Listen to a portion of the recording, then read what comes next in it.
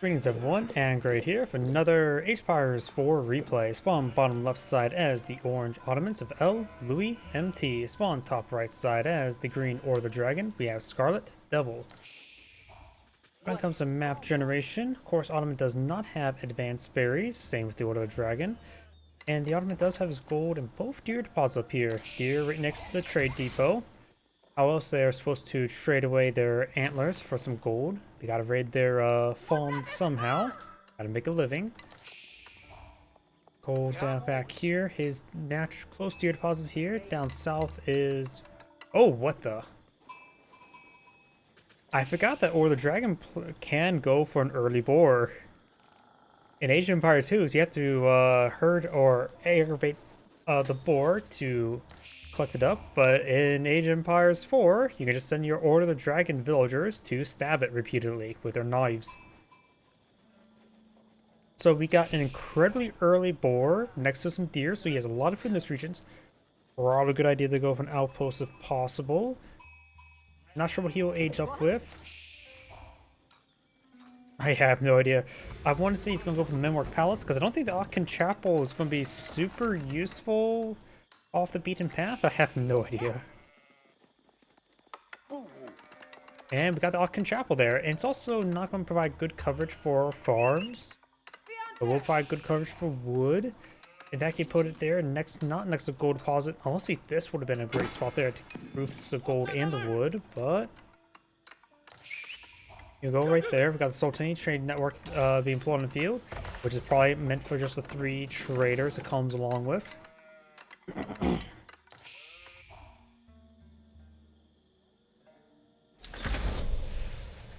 Feudal age has been reached for the Order of the Dragon player. Wood has been collected. Now let's see, is he going to go for some early horse? I have no idea. There's all possibilities can go. Order of Dragons, you can even make even Gilded Spearmen useful assault technique because they're just weird. You of course have a military school going on up for the free production. No military school going on up.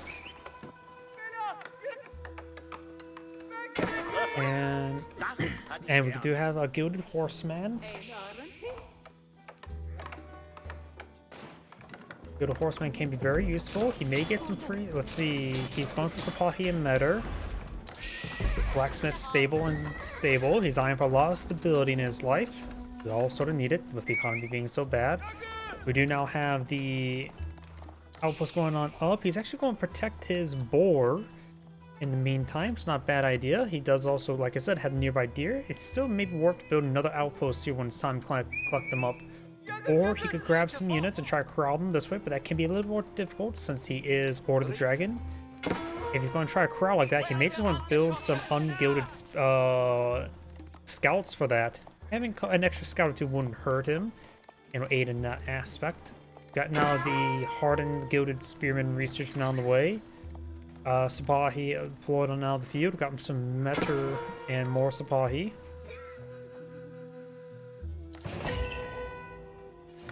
Vizier now available. Oh, I see the sheep there, so he's gone for Anatolian Hills, which also gives him +1 free mining.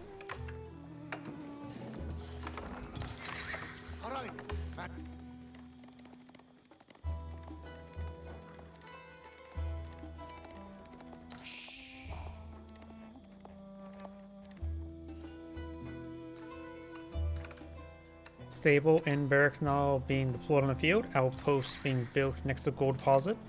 Or to keep the area secure. And now we got the scout and horsemen advancing way forward. Let's see, we got only Sapahi. All 4 Sapahi are here. All 5 Sapahi are right here. And the Metter. 5. Here's the problem as well. I remember talking with some of the people previously of my previous stream. It's really, and I always agree with this, and I know people mentioned this beforehand, I've always agreed with it. It is really difficult to determine how these conflicts will go with the gilded units versus regular units. But if we're assuming two gilded horsemen are times 2 horsemen in entirety, he is outnumbered.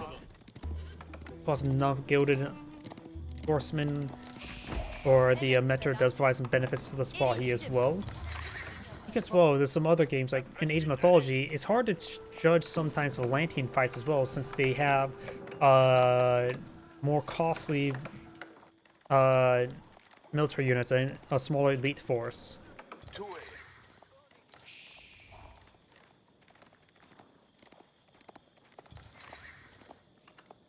Middle now being built. He's ready to grind the deer up to a thin red paste. Looks like boar has been entirely consumed.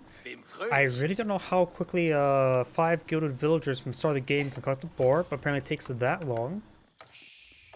We've got 2 farms on the field next to Auckland Chapel. He's also collecting up the sheeple. Got a very tightly packed base for Orange, and his villagers here has, of course, easy way to escape, but there's not enough room for all of them now. And he will stab some of the forest puffers there. He's going to try to corral this one.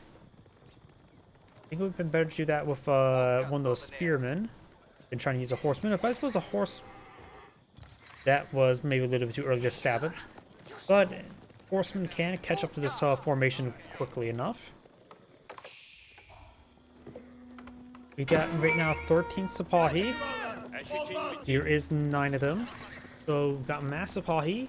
Both gilded spearmen and gilded man-at-arms will both be effective in this situation, since one is a hard counter, one's just very beefy and generally wins in 1v1 at cost-effective rates.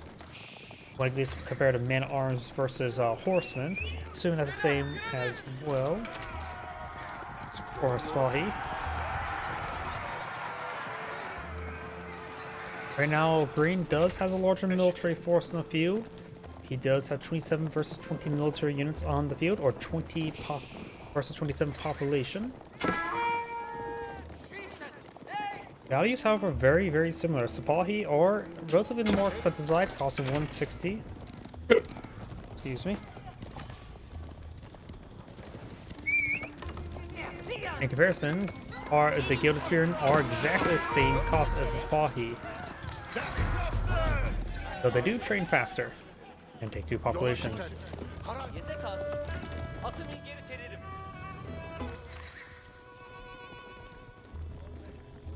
Hardened Spearmen, if we assume they don't have any damage multiplier, I'm just sort of curious. Assuming it's not a counter unit, 12 damage, 1.88 attack speed. Of course, he does have fast attack speeds, roughly similar as well. Huh. Hey, look at this. Sipahi and Gilded Hardened Spearmen are actually pretty similar. One has a bit more health, one has a bit more speed. Of course, they have different damage multipliers. Just a bit more extreme for the Spearmen.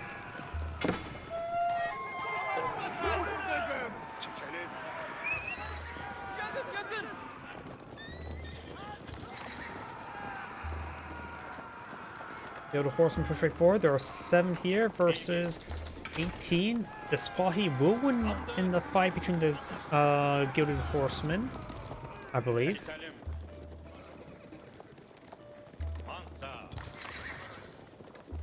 We do now have the survival techniques being researched by the Ottoman player. He's starting to collect a little here as well. He has 10 villagers there, so he may want to get a second outpost.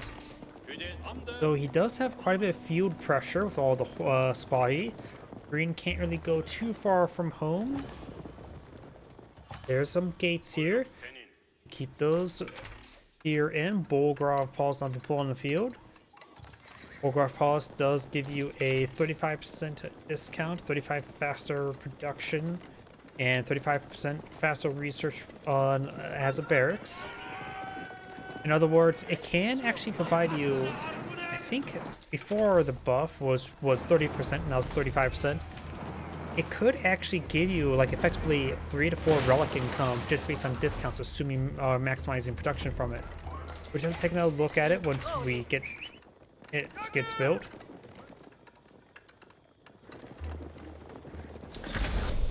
Let's see. A Gilded Spearman does cost 160. This right now is costing 108.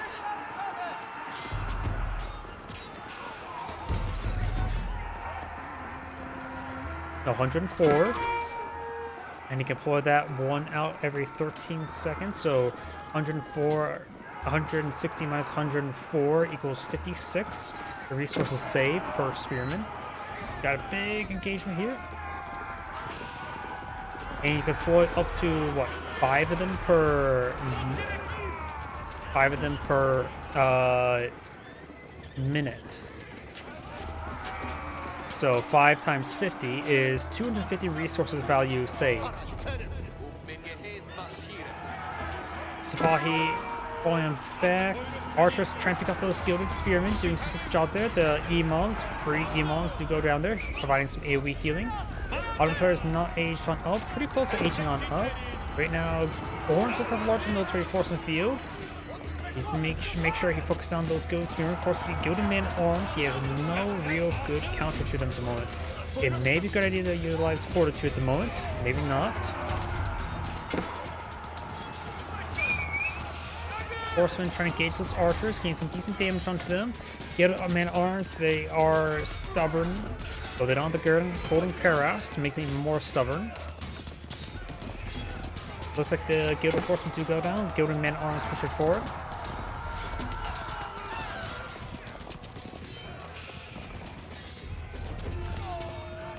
And it looks like Green's army does get cleaned on up. If you're going back to that relic, assuming that you get 250 resources saved per minute if you're constantly booting the Bolgraf Palace, which he is currently producing from it, you effectively have, as effectively 3 relics worth of income without Tidvarn. So you got to make sure you either, if you want to have the most value, you have to get at least 4 relics from the Regnese Cathedral, or you get the Bolgraf Palace, which pretty much give you a guaranteed value, assuming you're constantly producing from it. Even if you don't want to build stuff from the barracks, you should still constantly be producing for the Bolgraf Palace. Maybe have a macro to set that as a specific hotkey, and constantly produce at that hotkey. It's probably a hotkey just to hold the Bolgraf Palace by itself. Of course, we do have a Gilded Knight in the field, which is, of course, a really expensive unit. Try and get a charge there. Metter is a little bit wounded. Now even more wounded. Metter took some mass damage here. He's trying to save the Metter. He is moving at horseman speed, and with the charges have subsided, he's able to keep on out of there. Order Dragon player does have 2 prelates on the field, while the Ottoman player does not have any imams. So no possible relic pickups just yet.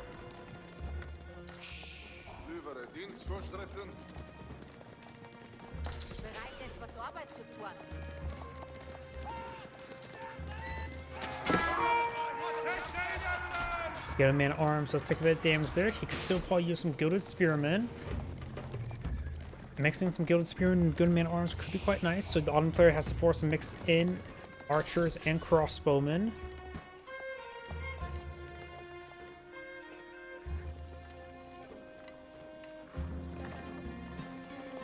Got some Lancers now on the field. Has a decent force there. Sipahi and a patrol. Oh. They are wounded. He did peel off his wounded Sipahi to get healed up by Imam. Very nice. These guys need some healing as well.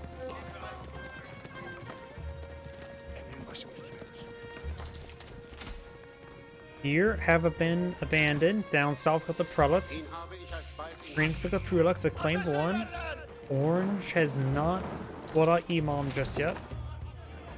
Oh, it's not a free one. Prelate needs to get not that direction. I wonder if he's early preemptive low there. I think he actually ran down that way to avoid the man-at-arms, not necessarily to engage the prelate. Now the prelate needs to get towards the man-at-arms. A bunch of man with arms. And the prelate quickly goes down there.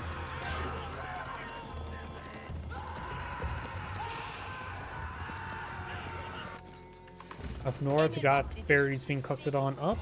It's better to go for deer. He's also collected deer with his 10 villagers. And we got some of these knights here being pursued by some lancers and Sipahi.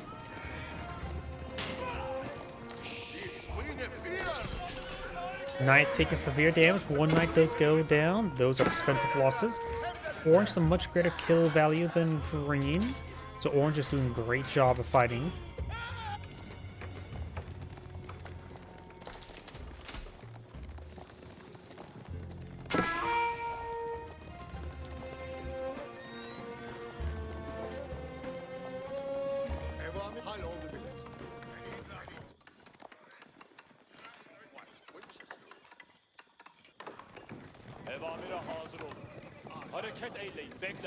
Bit of wounded units there.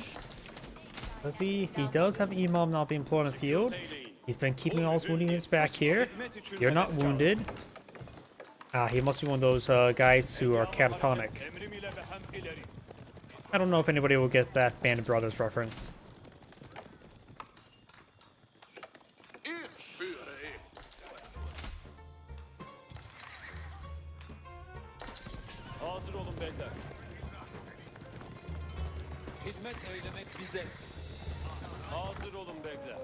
Spahi and a couple Lancers push by forward. Do have a Gilded Horseman here. Gilded Horseman is still not veteran. Of course, we got the regular men-at-arms here and the regular knights. Gilded Horseman does skip on others. Spahi do move slower than a horseman. Also, Swabia now being built. That will be a good way to help fabricate some more villagers.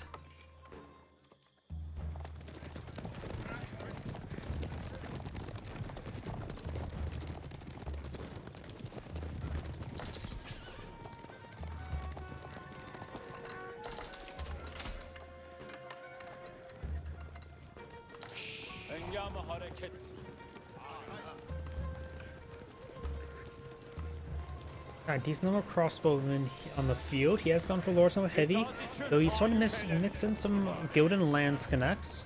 Does not have halberdiers, but honestly I don't really put much value in the bleed and damage of time effects. It's just like of the bleed of the halberdiers upgrade, or the Zornhau upgrade, or the poison arrows and mullions. So they should be still just fine. Of course, you can always go Inspired Warriors, giving them increased movement speed and plus 50% damage, especially the plus 50% damage will make them go a long way. It would be a massive multiplier for those units.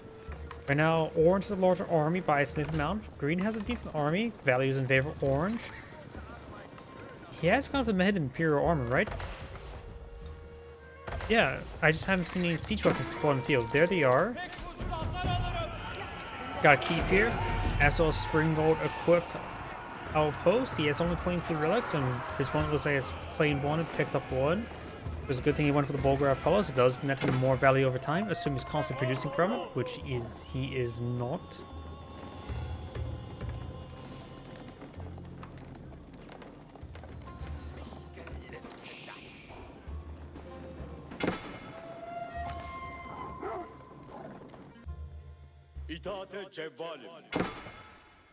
Ateş ederler, hem de bize.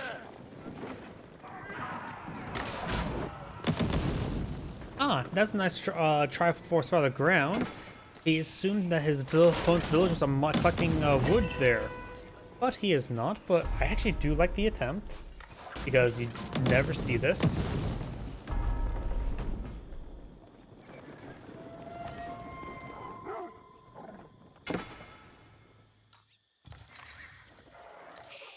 Local doggo demands head pass, so one 6-side being captured on up, this one's being captured on up, and this one, that's a villager, not a imam. We do have, of course, some dragon hand cannoneers deployed on the field, gilded hand cannoneers.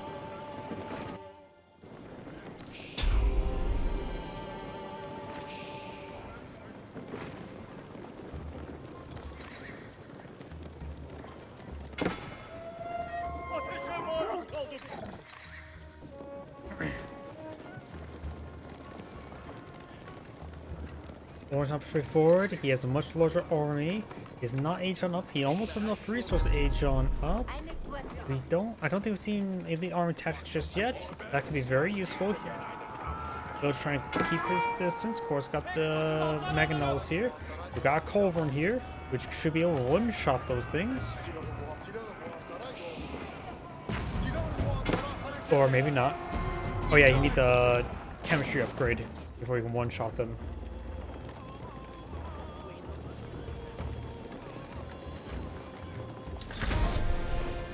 Take side victory now enabled for orange.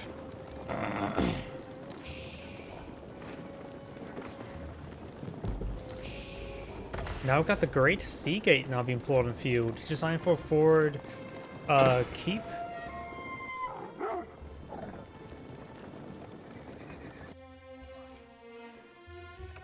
Of course, with the age up complete, he can get out his own elite research. Elite armor tech is on the way for green. He is not going for elite knights nor even veteran horsemen. He's focused on infantry composition. He's going for more lance connects. He doesn't. Nope. He does cancel that. He does not have elite lance connects just yet, or at all.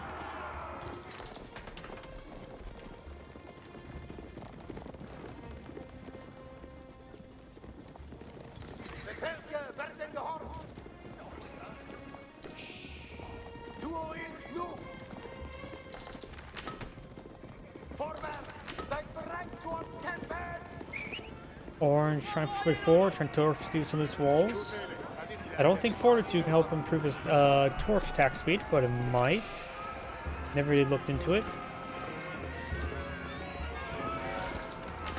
Yoda Knights trying to chase these guys down. He can easily overwhelm them. He has the age up. He's going to need a lot of elite research going. He does have quite a bit of gold for it. With elite spotty.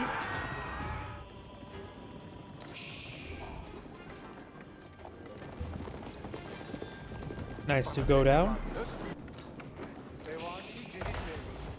And we got the Great Bombard emplacement on this thing here as well. It does already come with one free. Was that buff hunter? I don't remember it come to one for free. But then again, you rarely ever see the Great Sea Gate. Most people just go to Istanbul Observatory.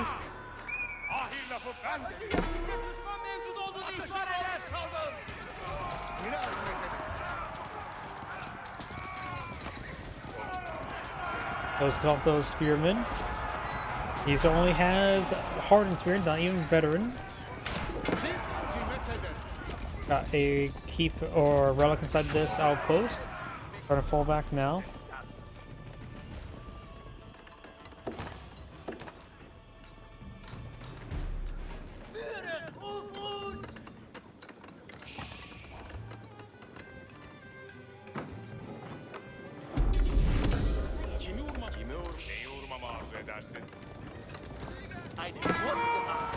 And cannoneers, among other units, engaged in the Sipahi. They do escape out of there.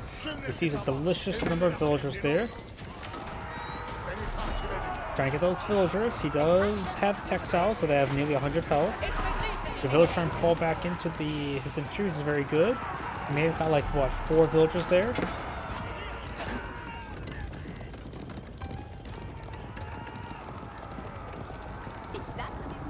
Overall, didn't take too many losses. A lot of guys wounded though. Falling back to Imam or 3 could help him get them healed up. Nice retreat forward, or Lance retreat forward. Or some Sipahi tier 4. Sipahi trying to retreat forward to hit those Dragon Cannoneers. Yes, these number of Janissaries and crossbowmen here. He actually has elite crossbowman upgrade. And green backs the game pretty early there. This is Grade saying, thank you for watching, and on to the next replay.